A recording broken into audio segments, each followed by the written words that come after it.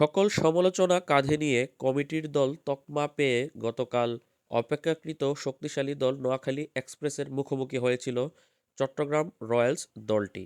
প্রথমত আরেকজনের মালিকানায় দল থাকলেও পরবর্তীতে সেটা এখন বিসিবির মালিকানায় দল হয়ে গিয়েছে এবং বিসিবির মালিকানায় থাকা দলটি প্রথম ম্যাচেই চমকে দিয়েছে সবাইকে, নোয়াখালী এক্সপ্রেসকে 65 রানের বড় ব্যবধানে হারিয়েছে।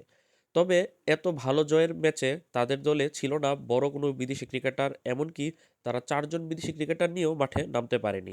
মাত্র 2 জন বিদেশি এবং 2টা আননোন বিদেশি নিয়ে তারা মাঠে নেমেছিল, যার মধ্যে প্রথমজন ছিল সমালোচিত আলোচিত মির্জা তাহির বেক।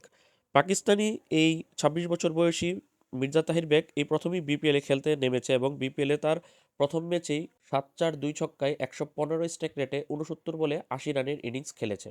তার 80 রানের ইনিংসটা ম্যাচ জয়ে ভূমিকা রাখলেও তার স্ট্রাইক রেট নিয়ে উঠেছে যথেষ্ট সমালোচনা। মির্জা তাহির বেক বিপিএলের এই ম্যাচ সহ মোট 35টি টি-টোয়েন্টি ম্যাচ সে খেলেছে। এর বাইরে 2023 এবং 2024 পিএসএলে 12টি ম্যাচ খেলেছিল।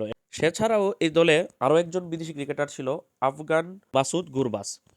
ডানহাতি উইকেটকিপার ব্যাটসম্যান এবং ওপেনার ব্যাটসম্যান মাসুদ গুরবাজের সবচেয়ে বড় পরিচয়টা হচ্ছে সে আফগানিস্তানের তারকা উইকেটকিপার ওপেনার ব্যাটসম্যান রহমানুল্লাহ গুরবাজের ছোট ভাই সে। মাসুদ গুরবাজ তার টি-টোয়েন্টি ক্রিকেটে 17টি টি-টোয়েন্টি ম্যাচ খেলেছে গত বিকাল ম্যাচটি সহ, চট্টগ্রাম রয়্যালসের হয়ে ম্যাচটি সহ, যেখানে 17 ম্যাচ খেলে মাত্র 107 রান করেছে মাত্র 89 স্ট্রাইক রেটে। গত ম্যাচে তার ব্যাট করারই প্রয়োজন পড়েনি। তবে তার বিপিএলে দল পাওয়ার পেছনে রহমানুল্লাহ গুরবাজের ভাইয়ের পরিচয় ছাড়াও আরেকটা পরিচয় ছিল, সেটা হচ্ছে এবছর কাবুল প্রিমিয়ার লিগে সে 8 ম্যাচ খেলে 307 রান করেছে, 38 এভারেজ এবং 204 স্ট্রাইক রেটে, যেখানে সে একটা 50-র সাথে একটা সেঞ্চুরি দেখাও পেয়েছে। এই 2জন আননোন ক্রিকেটার মির্জা তাহির বেগ এবং মাসুদ গুরবাজকে নিয়ে গতকাল তারা মাঠে নেমেছিল।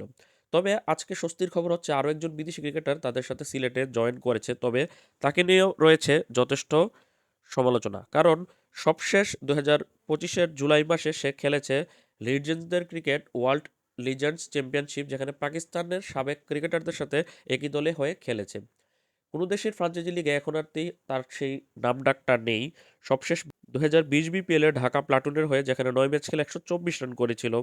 এমনকি পিএসএলে এবছর যে লাহোর কালান্দার্সের হয়ে 9টা ম্যাচ খেলেছে সেখানেও ভালো করতে পারেনি, মাত্র 41 রান করেছে, 8 এভারেজ, 170 স্ট্রাইক রেটে। বিশ্বব্যাপী 302টি টি-টোয়েন্টি ম্যাচ খেলা এবং 2018 থেকে 2023 সাল পর্যন্ত পাকিস্তান জাতীয় দলের হয়ে 21টি ওডিআই এবং 58টি টি-টোয়েন্টি ইন্টারন্যাশনাল ম্যাচ খেলা আসিফ আলী বর্তমান সময়ে কোনো দেশের ফ্রাঞ্চাইজি লিগে ডাক পাচ্ছে না।